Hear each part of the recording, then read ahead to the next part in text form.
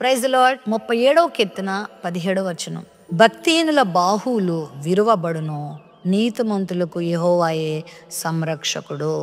భక్తిహీనులు తమకున్నటువంటి బాహువులను బట్టి విర్రవీగుతూ ఉంటారు. అంటే తమకున్నటువంటి శక్తియుక్తులను బట్టి, తమకున్నటువంటి ఆ కంటికి కనబడేటువంటి ఆ బల్యములు, ఆ కత్తి, విల్లు, వారికున్నటువంటి అధికారం, వారికున్నటువంటి ఘనతను బట్టి చేపడుతూ ఉంటారు. అది కలకాలం వారి దగ్గర ఉండదు అనే విషయాన్ని వాళ్ళు మర్చిపోతారు. ఎవ్వరికి కూడా విజయం ఎక్కువ కాలం ఉండదు.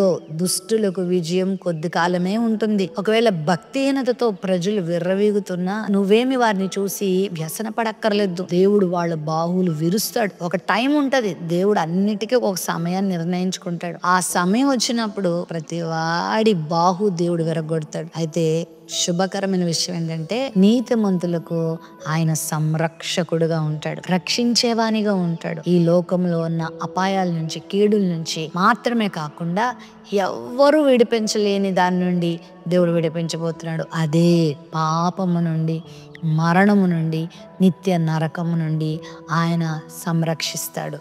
నిన్ను దేవుడు విడిచిపెట్టడు, నీ కుటుంబాన్ని దేవుడు విడిచిపెట్టడు. నీతిమంతులుగా జీవించే వారికి ఆయన ఆదరణగా ఉన్నారు, ఆయన విడిపించేవానిగా ఉన్నాడు. ఈ ఉదయకాల సమయంలో నాకెవరూ లేరని ఎప్పుడు బాధపడద్దు. నువ్వు నీతిగా బ్రతకడం నేర్చుకో, భక్తిగా బ్రతకడం నేర్చుకో, ప్రతి విషయంలో దేవుని మీద ఆధారపడడం నేర్చుకో, మోకాళ్ళ మీద ప్రార్థించడం నేర్చుకో, ప్రతి విషయం దేవునికి అప్పగించడం నేర్చుకో. ఈ భయంకరమైన పాపలోకంలో మురికి అంటించుకోకుండా, మలినం అంటించుకోకుండా, ఏ విధమైన అపవిత్రత అంటించుకోకుండా బ్రతకగలిగితే నీకు ఆయన సంరక్షకుడుగా ఉంటాడు, నీకు ఆయన తోడుగా ఉంటాడు, నిన్ను అన్ని విషయాలు నడిపిస్తాడు. నీ కళ్ళ ముందే భక్తిహీనులకు దేవుడు తీర్పు తీరుస్తాడు.